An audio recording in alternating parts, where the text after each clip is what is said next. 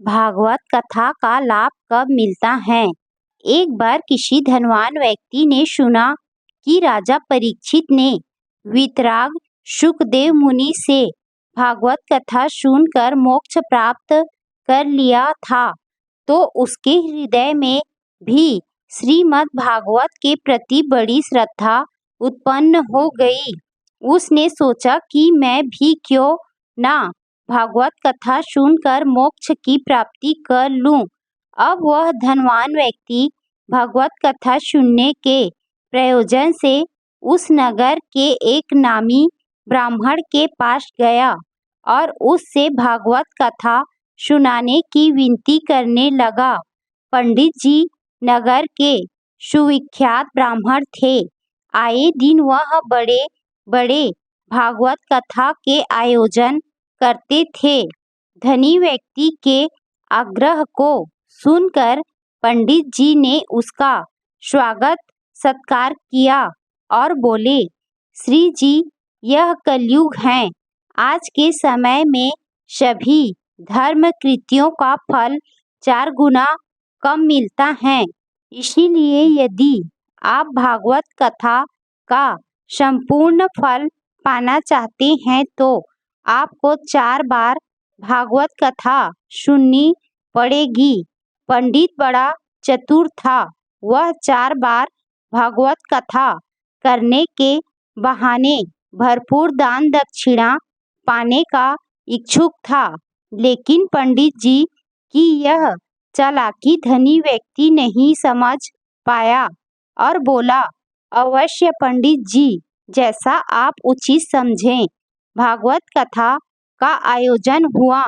परीक्षित ने केवल 1 सप्ताह भागवत सुनी थी, जबकि धनी व्यक्ति ने 4 सप्ताह भागवत कथा सुनी, फिर भी कोई लाभ होता हुआ नहीं दिखाई दिया। पंडित जी लाभ होने का आश्वासन देकर कथा समाप्त करके दान दक्षिणा की पोटली बांधकर अपने घर चले गए। धनी व्यक्ति विचार चिंतित करने लगा। वह दिन भर सोचता रहा था कि मैंने 4 बार भागवत कथा सुनी, पंडित जी को भरपूर दान दक्षिणा दी, फिर भी मुझे मुक्ति नहीं मिली। क्यों?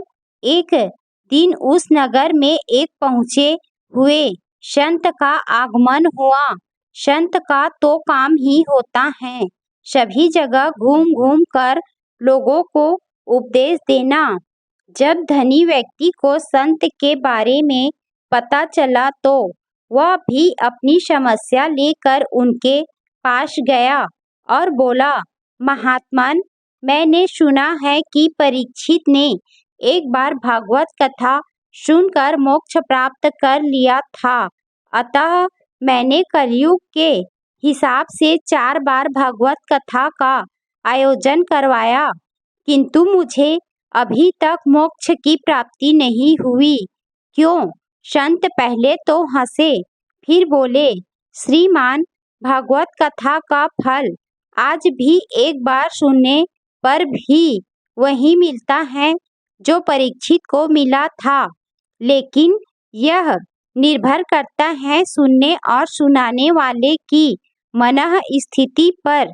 क्या आपकी कथा में सुनने और सुनाने वाले की मनः स्थिति राजा परीक्षित और वीतराग शुकदेव जैसी थी? धनी व्यक्ति को बात समझ में नहीं आई, अतः उसने पूछा, वह कैसे? संत महाशय बोले, क्या आपको नहीं मालूम? राजा परीक्षित को उन 7 दिनों में केवल मृत्यु दिखाई दे रही थी और वीतराग शुकदेव मुनि भागवत कथा उन्हें केवल उनके कल्याण अर्थात मृत्यु भय से निवारण के लिए सुना रहे थे, न कि अपने लोभ और लालच की पूर्ति के लिए। बस यही कारण है कि आपको 4 सप्ताह की भागवत भी मोक्ष न दिला सकी, जबकि राजा परीक्षित ने एक बार सुनकर ही मोक्ष को प्राप्त कर लिया। शिक्षा: आजकल के कथाकार भी पंडित जी जैसे चालाक हैं, जो केवल दान दक्षिणा के लोभ और लालच से भगवत कथा का आयोजन करते और करवाते हैं तथा श्रोतागण भी पंडाल से निकलते ही सारी कथा वहीं छोड़ आते हैं। कुछ लोग कुछ अच्छी बातें याद भी रखते हैं तो केवल मनोरंजन और दूसरों को सुनाने के लिए रखते हैं।